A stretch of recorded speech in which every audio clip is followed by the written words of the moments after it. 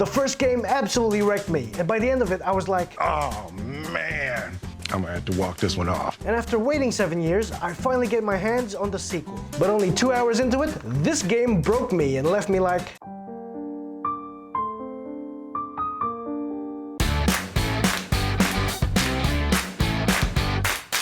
The Last of Us Part 2. Now, in case you didn't catch the spoiler warning earlier, let me remind you guys that this is a spoiler review where I'll be talking about the story of Part 2, but also certain elements of the first game as well. So if you don't want things spoiled for you, just save this video in your watch later list, play both games, and come back when you're ready. I was born ready, mother. So this is another user-submitted request by one of my subscribers, Ben, and he writes, "Hey Pablo, I like your review of The Last of Us. Did you get a chance to play Part 2? What did you think?" Thank you for writing in, Ben. I can't even begin to tell you how excited I was to get my hands on this game. Hooray! Oh, giggity, giggity, giggity, goo! Now, for those of you who want to know how to submit a review request to me, it's just 2 easy steps. Hit that subscribe button below and simply write in the comments. Not only will you be supporting my channel, but there's also a chance that I could pick your request for my next video. Now let's talk about The Last of Us Part 2.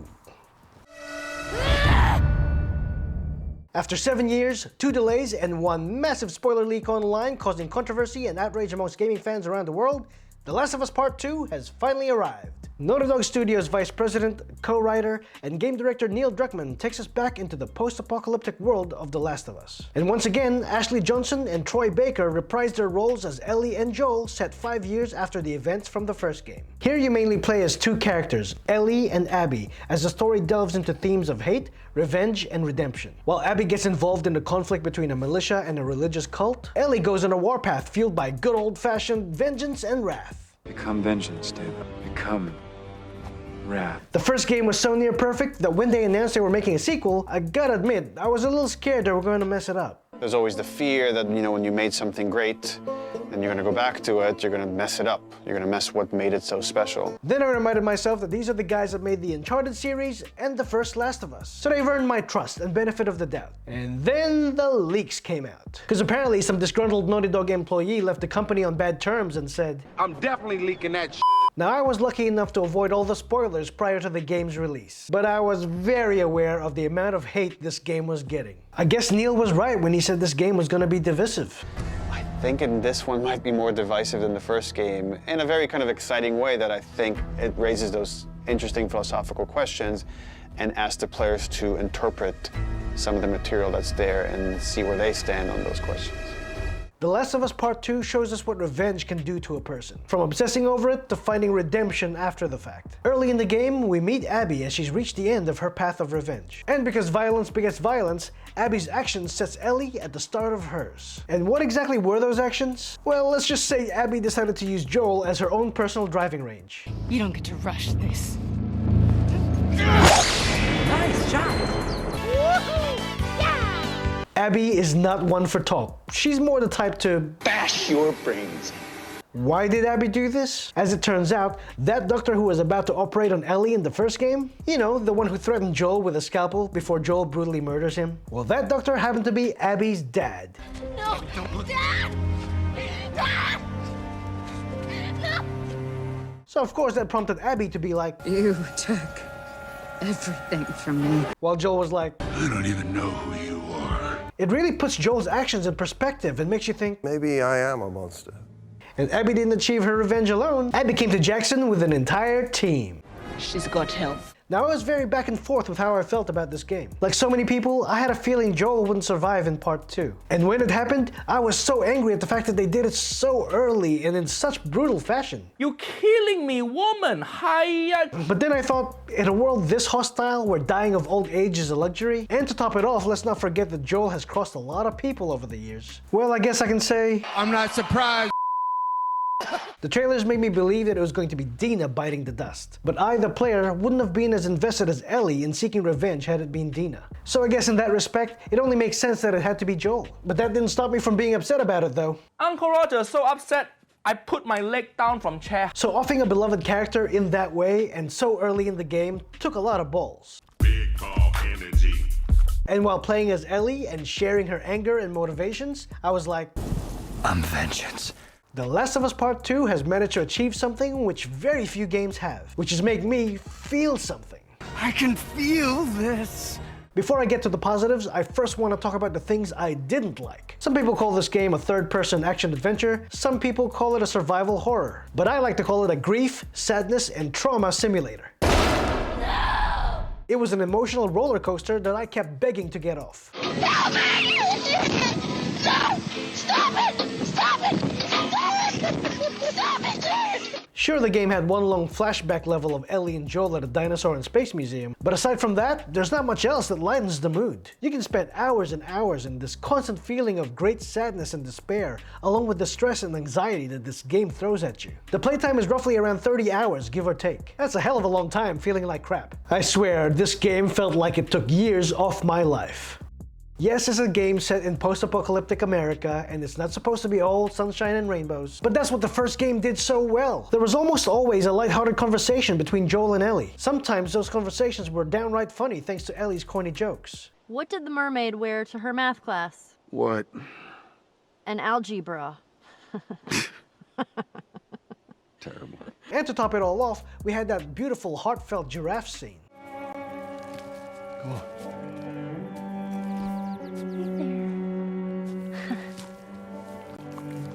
Outside of Part 2's museum level, we really don't get any of that balance between misery and feel-good moments. It's sad to say, but the most interesting conversations during gameplay were between Abby and Lev. What's going on between you and your friend Owen? Oh my God, Lev, now? It seemed really awkward. Just go!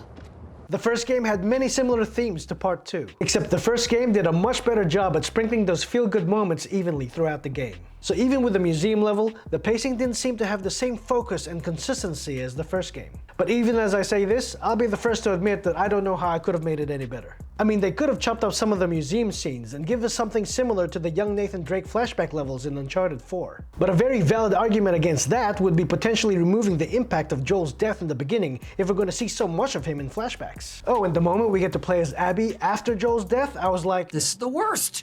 You are the worst. I hate looking at your face. I want to smash it. And so I did, over and over and over again. And I have to say, the Abby levels started to kind of drag for me, and I found myself often saying, I miss Ellie, when do I get to play as her again? I get that they were trying to make a point making us see everything from Abby's perspective and her backstory. Well, the point was made, loud and clear, to the point where it almost came across a little preachy. It's great. It's the best.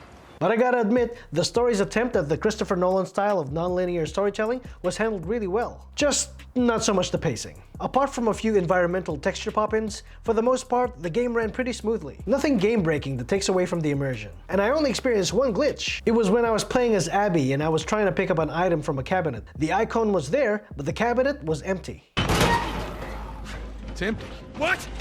Throughout the game, we constantly find these letters written by people, many of which have already passed away. It's kind of funny how A, their first instinct is to write a letter as they're dying, and B, they always seem to have a pen and paper at the ready. I'm about to die.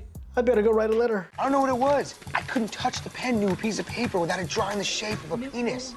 By the way, did you guys feel that this game was really stingy at giving you shotgun ammo? Maybe it was just me. But enough about that, let's talk about the positives. Oscar-winning composer Gustavo Santaolalla is back to compose the music for Part 2. He did such a great job in the first game, I didn't think it was possible that he could top it. But he did, and he did it gloriously! His music perfectly captures the beauty, horror, and brutality of this world. And there's something to be said when his music is no longer playing and I'm left there scavenging in the dark. The silence made me so nervous I was considering wearing adult diapers to help me push forward in the game. The silence in this game was frightening, like winding up the tension, and that tension was palpable. At least when there's music, you think in your head, this is supposed to happen. But as soon as that music's gone, everything just gets creepier, more spontaneous, and unpredictable. And this is when I'm most susceptible to jump scares. And I have to change underwear again. Oh, God. That's why you're such a little bastard. No one's ever changed you.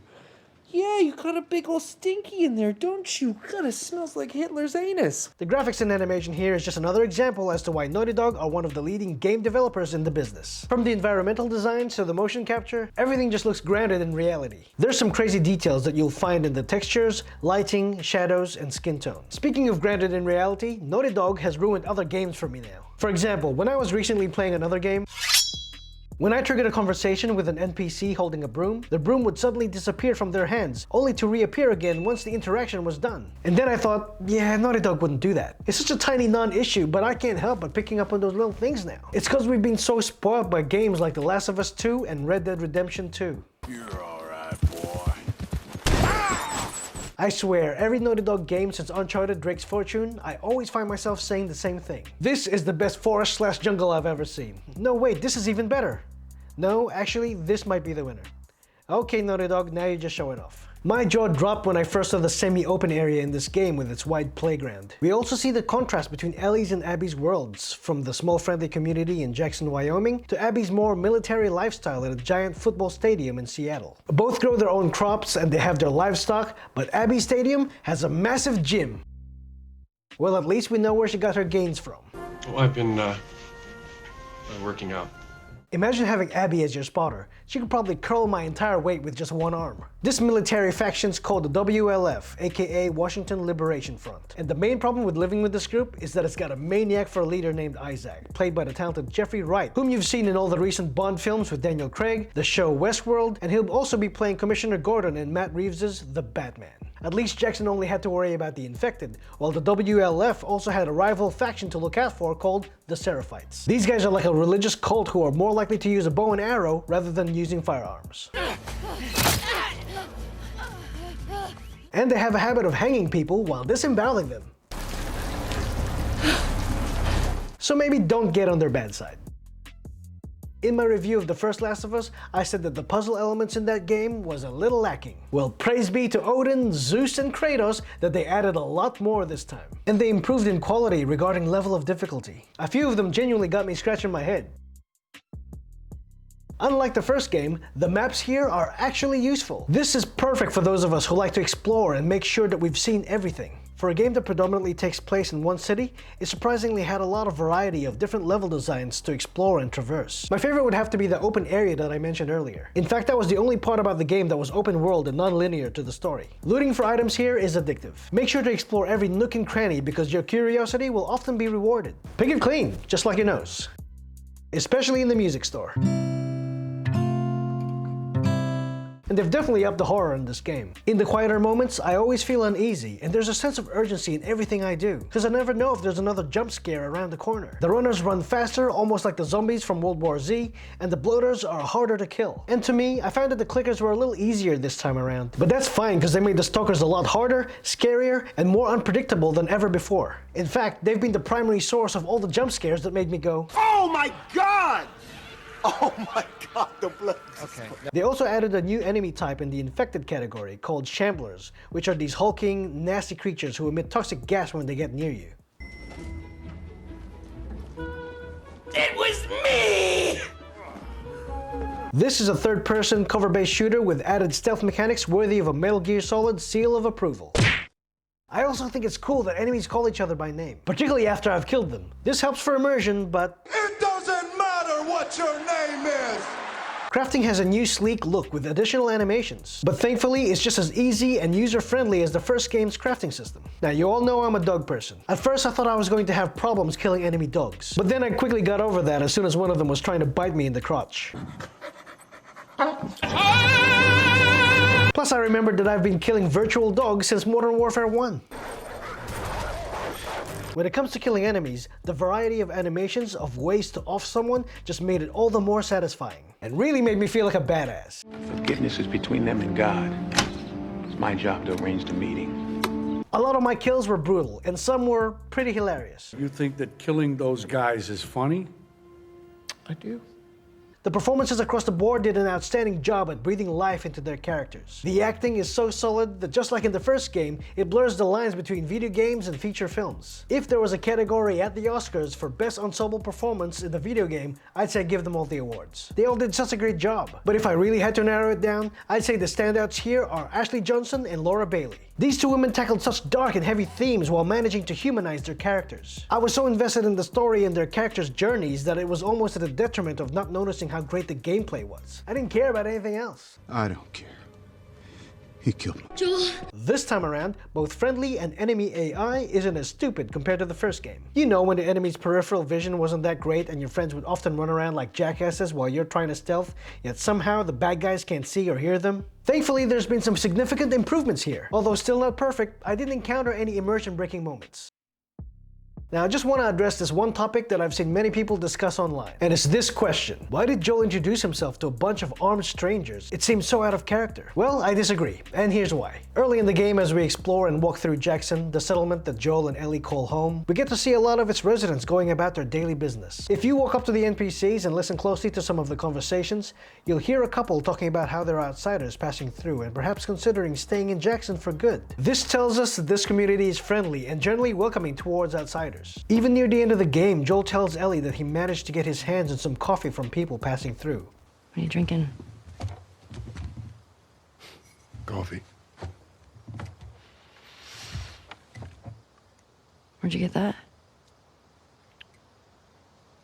Those people that came through last week. Oh. A little embarrassed as to what I had to trade to get it, but it's not bad.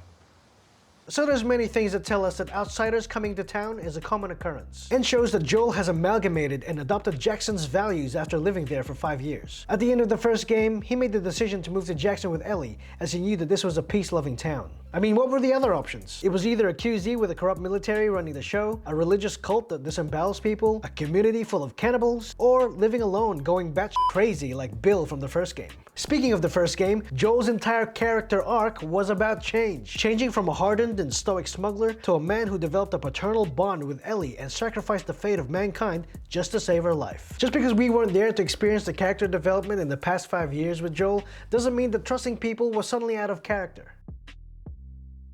Now, before I share my final thoughts, just a friendly reminder to click like, share, subscribe, and hit the bell for notifications so you don't miss out on my weekly videos.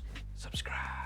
And if you like my content and you're feeling generous, become one of my valued subscribers by supporting me on Patreon, simply at patreon.com/PeterPabloReviews, just like these Patreon legends right here. You'll find the link to my Patreon in the description below. And now for my final thoughts. And here we go. Starting with the lows, it's sad, because it's a grief and trauma simulator, and it has pacing issues. And moving on to the highs, the sound design and score were outstanding, improved graphics and animations, fun gameplay, and amazing performances.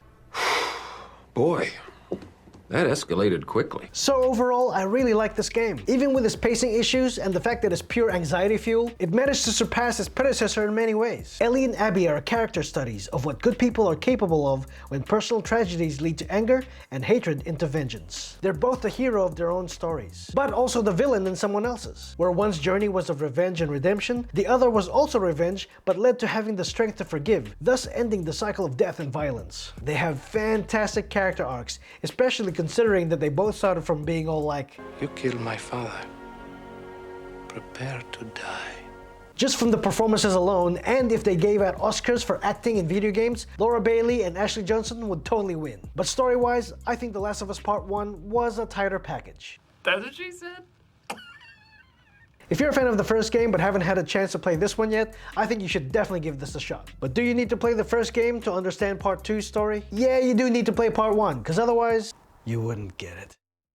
It's got a 94% Metacritic rating, and it's rated M for mature. This means 17 years old and above. Now, Ellie, that ain't for kids. Whoa! So Garnered mode is available now, and some of its features are, you have a minimal heads-up display, deadlier enemies, scarce resources, and there's also permadeath. You only get one life and no second chances. So, will I ever use this game mode? Well, I have 2 words. Why? In my second playthrough, I had a little more fun this time around because I wasn't so invested with the story by this stage. This meant that I was free to enjoy the gameplay without the emotional mousetrap to the balls that this game delivers. This might sound weird, especially after just saying that, but this game is an experience that I would highly recommend, especially if you're a fan of the first one. I swear.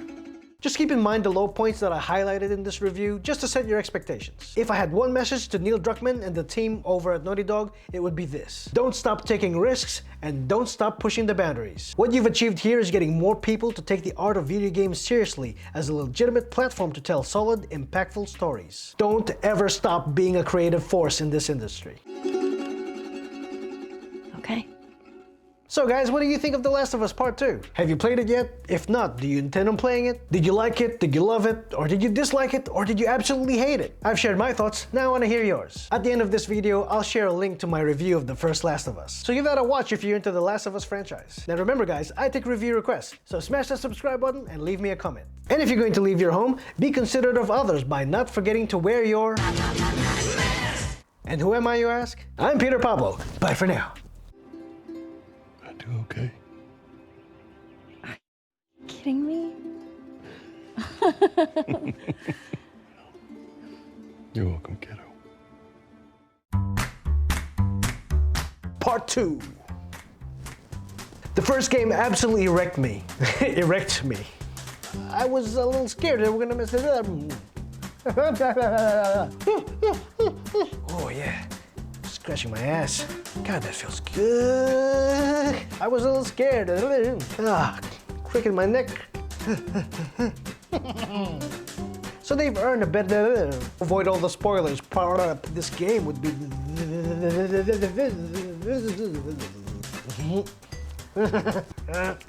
How the hell did that happen? Now let me go play as Ellie again. Ashley Johnson and Laura Bay. Coffee from people passing through. Just from the perfect. What the hell is wrong with you? So you suffer from a severe case of FOMO and don't want to miss out on my future videos? Well, all you have to do is subscribe by clicking right here. You want to see my other videos? Well, here you go. And just like that, I'm gone.